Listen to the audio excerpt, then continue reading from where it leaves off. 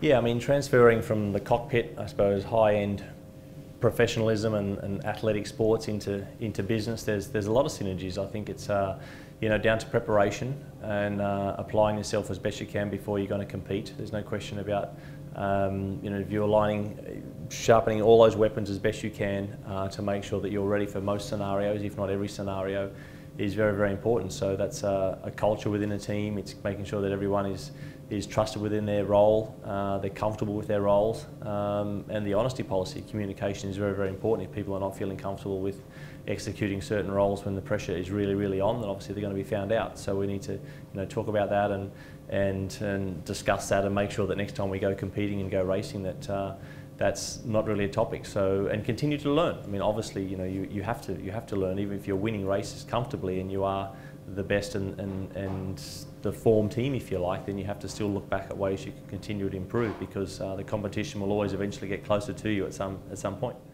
Dealing with failure, I think, is something that in sports people it often happens, because you can't always win every single time, and you do finish second, you do finish third, or you might not even, in our business, you might even crash in the race and you don't even finish the race. So I think that template of coming back over that plate and understanding how you can bounce back. I mean, getting off the canvas is absolutely a key component for any sports person to be able to do, because you want to always find a way to have that enthusiasm and passion to come back from a tough moment, and you won't accept that it didn't work out last time, that you have to come back and show that it will work out next time, and constantly have that drive and I suppose the fire within yourself to rally people around you and show that if you did let them down, if you did have a misjudgment, or you didn't quite deliver as you would have liked, then you're going to show to them next time that I will deliver for them, and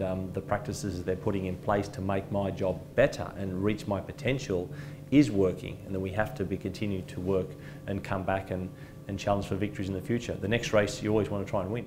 Definition of success, I think, is absolutely reaching all of your potential that you can have. I mean, I think that for myself, I mean, I never ever envisaged racing in Formula One. I had the dream of racing at that level, obviously, and having the chance to race on the hardest tracks in the world against the best drivers. But how long will that be for? There's a lot of drivers that don't last that long at all, months. But and then when you turn it into maybe a couple of years, and then you look back and you did it for 12 or 13 years, you're like, wow, how did that continue to evolve into that long career that you have? And obviously it is consistency, it is continuing to reinvent yourself, learning from errors in the past, not being a one-trick pony, putting as many strings in your bow as possible to continue to evolve as an individual and as a sports person.